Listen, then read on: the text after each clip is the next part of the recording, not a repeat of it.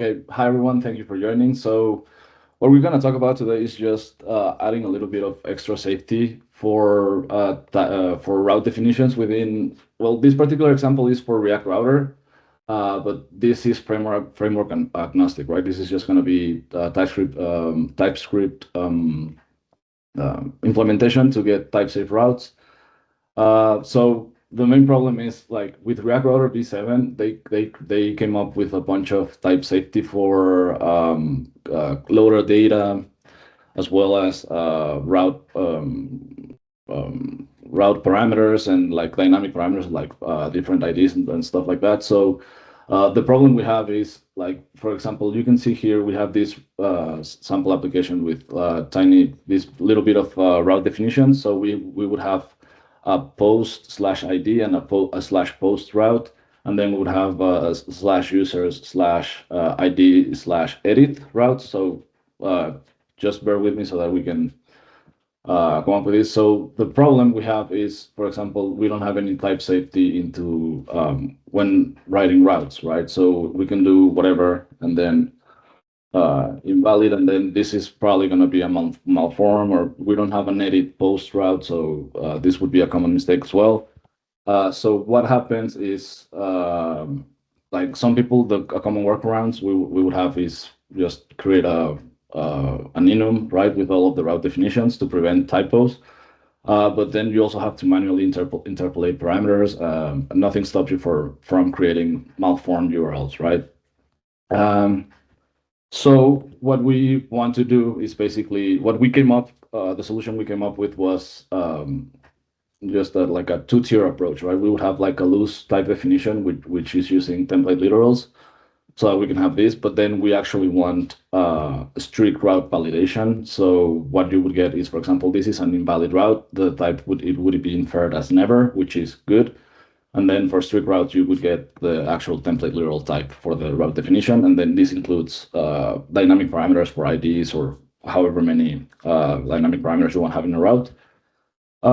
And well, so how does this work, right? So if we go into these types definition here, so don't pay attention to all of this stuff at the bottom. Right now, we just want to talk about this one, right? This is the simple type we're going to use for IDE autocomplete, so that we can have some sort of autocompletion. So if I can go here, for example,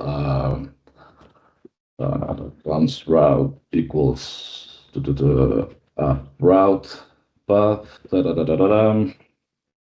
we have some sort of autocompletion. Not everything, like for example, you cannot get autocomplete for the different route segments, the dynamic parameters for the routes, and that's just a constraint of how template literals work within TypeScript.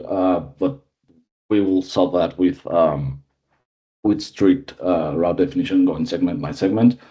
So to get the route definitions, like the loose types for IDE autocomplete, this is basically all what we do is just recursively replace the parameters in the route and then replace them with a string, as you can see here. But yeah, this is essentially all it does. It goes through this whatever string you pass. We infer the different segments, so we can infer the start of the route, like the first part, and then if it extends the parameter definition, which we do by always starting the keyword with the colon. So, and then we infer the rest of the route, which doesn't really matter for us in this particular case.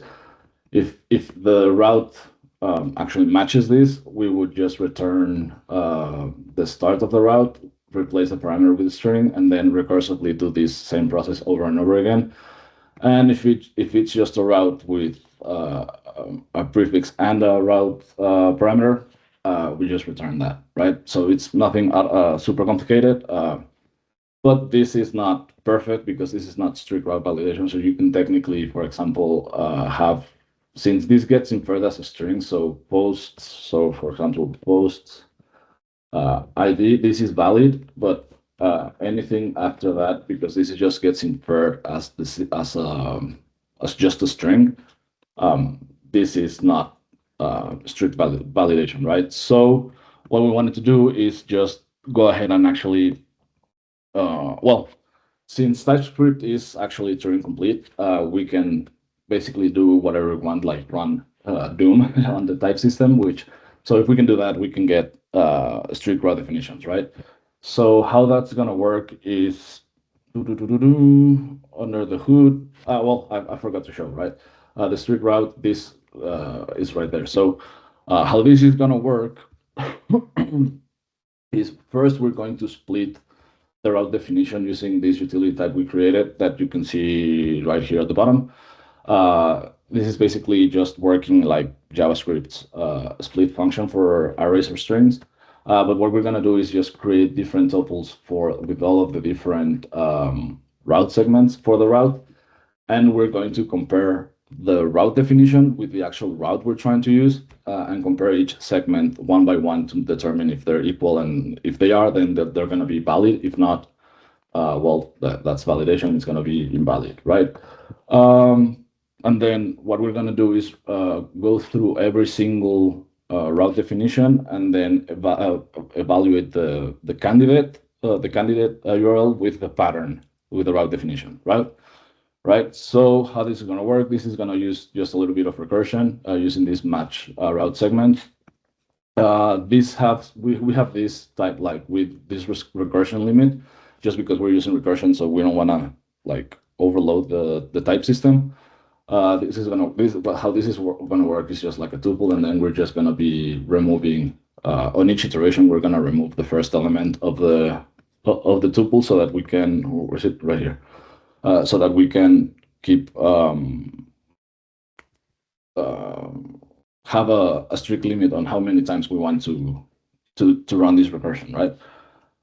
So yeah, if these consume matching segments right here, what it does is essentially what I just described. It's just gonna, for example, if you pass it these two arrays right here, user settings, it's gonna compare. Right here, you can see the pattern, right? The pattern is gonna be the one on the left, and then the candidate is gonna be the one on the right. And we're gonna use type inference as well to get always get the head of the tuple, right? Just the first element and compare it to the first element of the candidate. So if they extend, so if they're equal, we will recursively do this until we have either a partial match or a complete mismatch. When we have a partial match here, for example, we're gonna compare ID with an actual ID. And that's what we're going to do right here. So if we go line by line, so if the remaining pattern is going to extend an empty array and same as the remaining candidate, that means they are all equal. So we return true. It's a valid route. All good. And then if the remaining pattern extends, well, what we're going to do here is just going to get the head of the remaining pattern of the route definition, just the first element. And then we're going to check if that element is a route parameter, right, by just checking basically if it starts with a colon. That's all that this type is going to do, like this match pattern type. Where is it? Right here at the bottom. We just check that it starts with however we define it, right? We could use, in this case, we're going to check for the colon. Yeah, so if it's a route parameter, we can just return true because and then if the remaining candidate is we're going to get the candidate head, and we need to check that it's not an empty string, right? Because when you do splits, right, like by you can get an empty string, right? If you split on, I forgot how this is called, on the slash, if you on the slash, you're going to get an empty string for a slash route for like the home route or whatever. You would return false because it cannot be an empty string, and then you will just recursively go over this same process over and over again. And yeah, so basically that's essentially how we can get strict type validation. But now we have a bit of a problem, right? Because this is dependent on type inference. So, I mean, we can technically get around by just doing by writing the types, but this is going to be kind of annoying. So if we do const route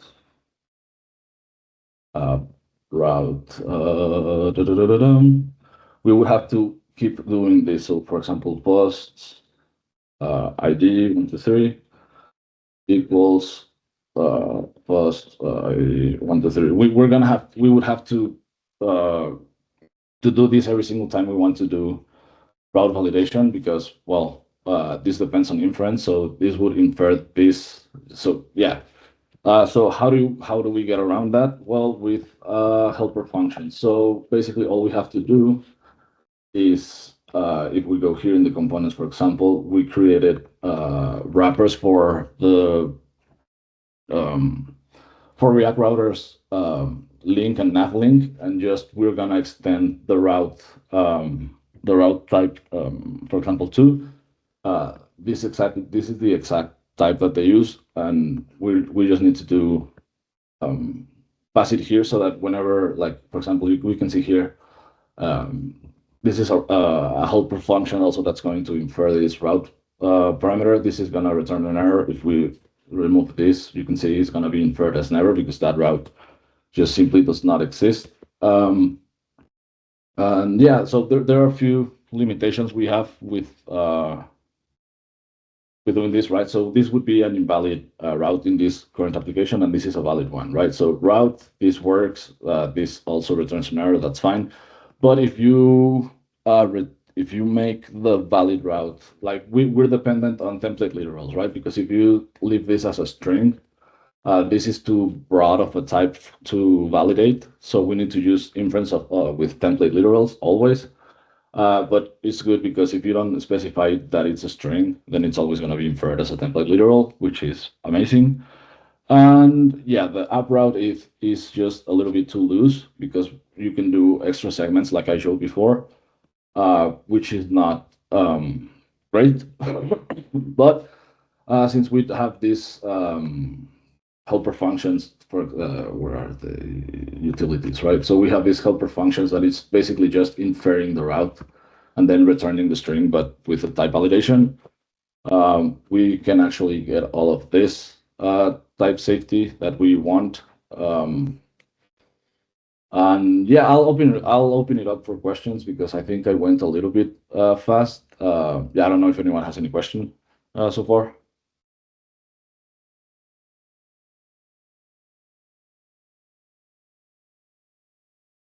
Okay, so what I mean by this being framework agnostic is that if we go to this types file, for example, we can see we're importing these register routes from React Router, and all this is this type, right? So this has an object with all of the possible routes for this application. And then all we're doing is getting these route definitions from here. So if you want to use this on previous versions of React Router or even previous versions of Next.js or even Vue or whatever, all you have to do is to create a type my routes. It would have to be just the home, and for example, it could be user/ID. And then instead of using these types that comes from React Router, we will just have to, where's these pages? We would just do this, my routes, and then everything else is going to fail, right? Because those are not valid route functions. But because the routes that I'm using are not valid from this one. So yeah. Actually, no, I just need to remove here. It was that one, right? So and then the playground, you can see this is not a valid route because the routes that I defined are not part of that one. So if we go into the presentation here, we can see what this type actually is. App route path.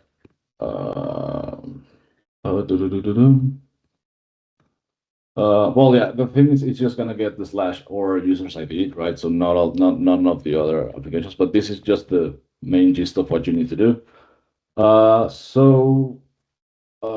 Yeah, I think that's about it. I don't know if anyone has questions. Yeah, it was here, right? But yeah, that's pretty much it. I'll open it up for questions now. Thanks, Esteban. That was really, really cool. One question that comes to mind is it looks like we have the ability to match against route params. What about things like query params? Like how might that look if you wanted to Query match parameters, those? yeah, query parameters is a tricky thing. this particular scenario does not handle that, but what we did when we implemented this is we used a package called what's it called Nox, and this is gonna handle state like internal React state with the and leads you to the URL, and this is type safe. So all you would have to do is just create a store to have this. So there wasn't a need for us to implement type safety for query parameters, but we could still use the same concepts and patterns to actually define it. But it would have to be on a page by page basis wherever you're going to want to use um, the query parameters, right? But it wasn't necessary for us, so we didn't implement it in the project. We implemented this route type safety, but you could use libraries like Nox to get type safe query parameters. Yeah. Cool. Thanks.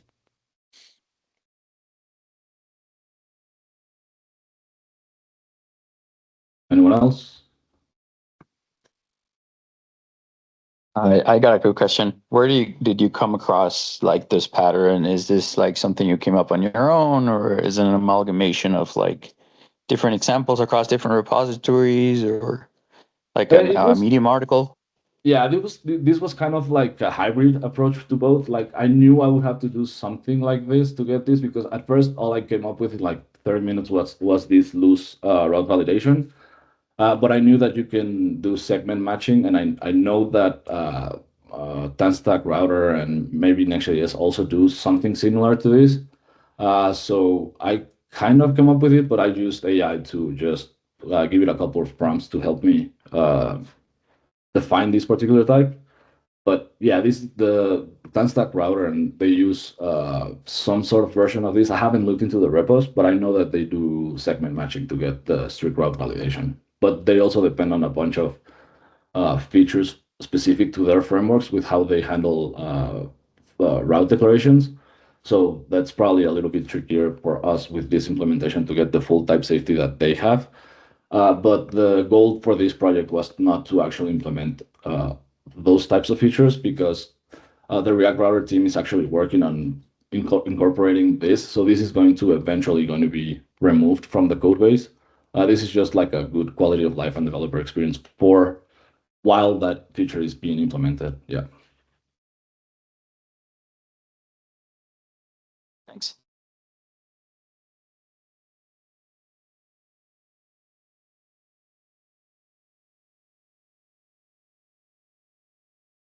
Yeah. Well, if no one else has any more questions, I think, yeah, we can stop it right here, I guess. Cool. All right. Sounds good. Thanks so much, Esteban. This was really, really interesting stuff. Thanks for the demo. Just a few more notes. There's a companion GitHub repository in the Lab 49 organization. I dropped a link in the chat in this session, but if you're watching this on the recording, you'll find it in the description below. So thanks, everybody. Really appreciate it. And we'll see you at the next Lab 49 Tech Talk. So you guys, thanks for your time.